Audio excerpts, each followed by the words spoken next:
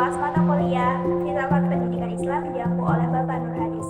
Oke, langsung saja. Yang pertama itu mengenai pendidikan. Pendidikan adalah pembelajaran pengetahuan, keterampilan, dan kebiasaan sekelompok orang yang diturunkan dari satu generasi ke generasi berikutnya melalui pengajaran maupun pelatihan. Pendidikan biasanya terjadi adanya bimbingan dari orang lain, tetapi kemudian secara otodidak. Pendidikan tidak hanya terjadi saat kita berada di lingkup sekolahan, tetapi bisa terjadi juga di lingkup pendidikan pesantren ataupun taman pendidikan Al-Quran yang disebut dengan TPQ. Bahkan pendidikan dapat kita peroleh dari lingkungan tempat tinggal kita sehari-hari, karena pada dasarnya pendidikan itu luas.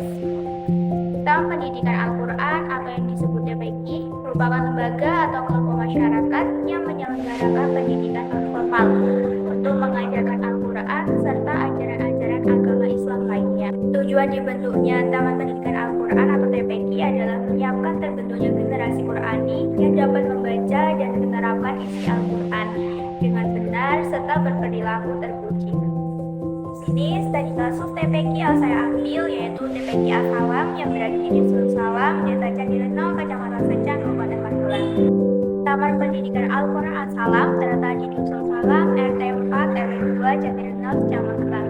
TPQ ini sudah ada sejak tahun 1970. Namun dahulu belum ada bangunan tersendiri dari TPQ tersebut, sehingga masih menggunakan masjid untuk sarana pembelajarannya.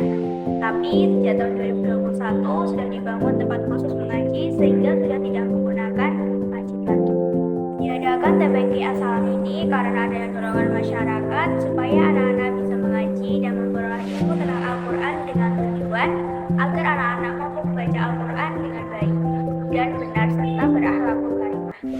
Guru pengajar di TPQ Al-Salam ini yaitu masyarakat Dusun Salam itu sendiri yang kemudian dipercaya untuk bisa menjadi ustaz maupun ustazah dalam pembelajaran mengaji. Saat ini ustaz dan ustazah yang mengajar di TPQ Al-Salam ini sebanyak 8 orang. TPQ Al-Salam menggunakan metode pembelajaran Iqra dan Al-Quran.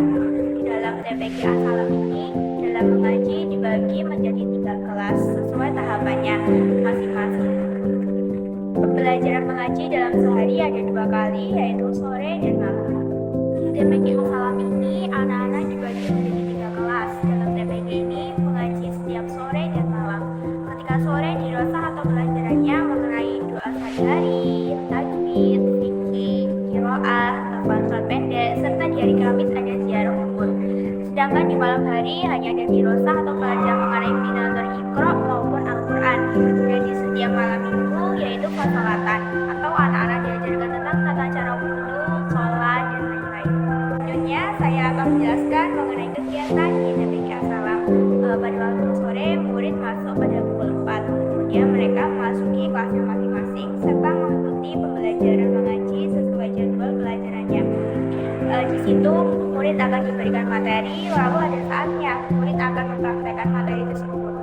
Dan mengaji tersebut selesai pada pukul 5 sore. Selanjutnya yaitu pada waktu ngaji malam. Sebelum belajar mengaji dimulai, semua santri atau murid dianjurkan untuk mengikuti sholat maghrib secara berjamaah di masjid.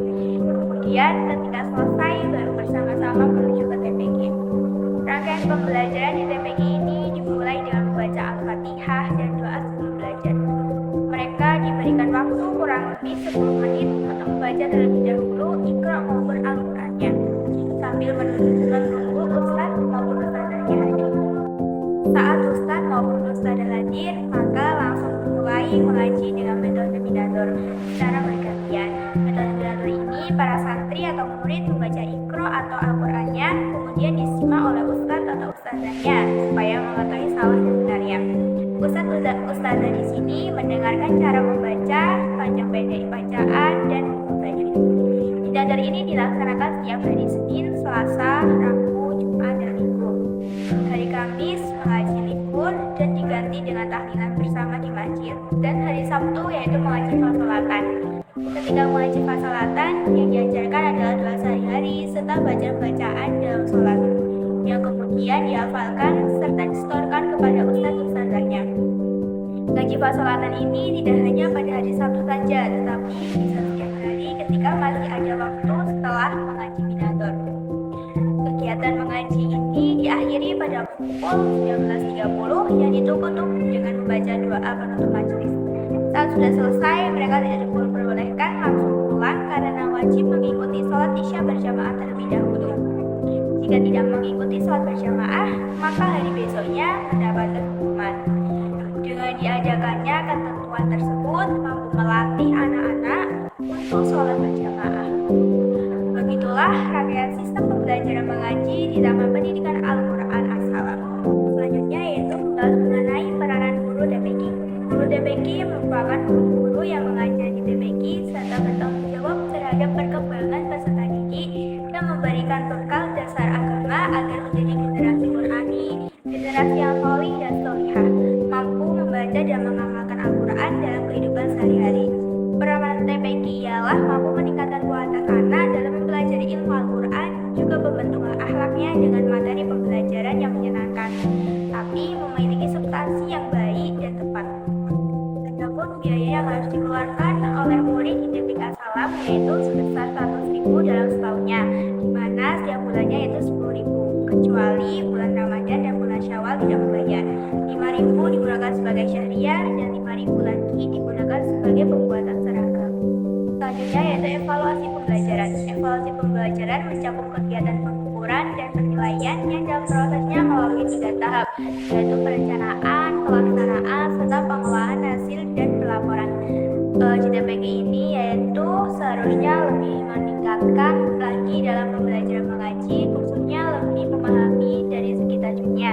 Sistem pembelajaran mengajinya lebih ditingkatkan lagi secara urutannya, seperti setelah tajwid harusnya itu gharib maupun juga pembelajaran dari segi fikih atau pasalatannya.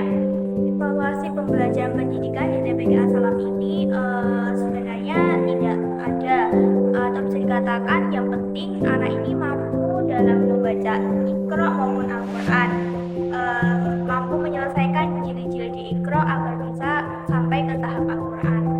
Namun ketika ingin khataman, mungkin ada tes setiap anaknya. Nanti itu digunakan sebagai kategori anak ini bisa ikut khataman kategori apa. Bentukan tata krama dapat ditingkatkan lagi melalui pendidikan di TPQ. Menomorsatukan kenyamanan bagi santri yang mengaji. Selanjutnya itu perlu dorongan dari masyarakat sekitar supaya TPQ As-Salam ini tetap berjalan dengan baik dan anak-anak tetap bisa mengaji sampai kapanpun.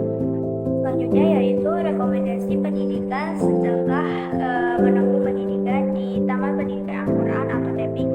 Ini yang direkomendasikan yaitu Madrasah Diniyah. Madrasah Diniyah adalah lembaga pendidikan keagamaan di luar sekolah formal yang diharapkan mampu secara terus-menerus memberikan pendidikan agama Islam kepada anak didik yang tidak terpenuhi pada jalur sekolah yang diberikan melalui sistem klasikal serta menerapkan jenjang pendidikan.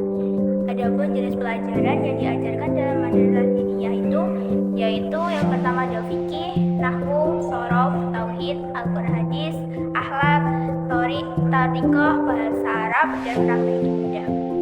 Atau lebih singkatnya, Madrasah Diniyah yaitu pendidikan untuk anak-anak yang sudah bisa dalam membaca Al-Quran dan agar dapat memperoleh ilmu-ilmu keagamaan lain yang lebih luas dibanding di TPQ.